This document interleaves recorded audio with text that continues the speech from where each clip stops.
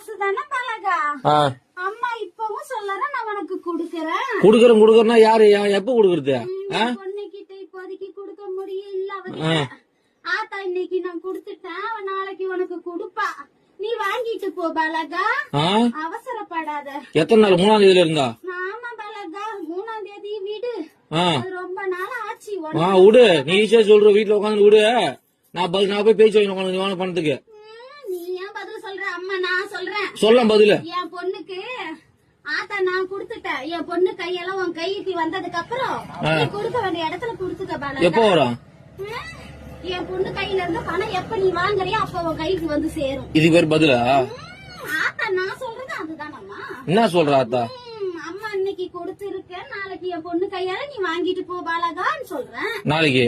ஆமா பாலகா. எத்தனை நாளா பாலகா இது?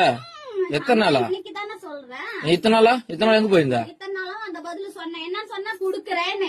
இன்னைக்கு என் பொண்ணுக்கு கொடுத்திருக்க, நாளைக்கு நீ வாங்கிட்டு போ பாலகா. உன் பொண்ணு கொடுத்தது இப்பயும் பொண்ணு கட்ட சொல்லு முதல்ல. என் பொண்ணு கையில இன்னும் பணமா வந்து சேரல.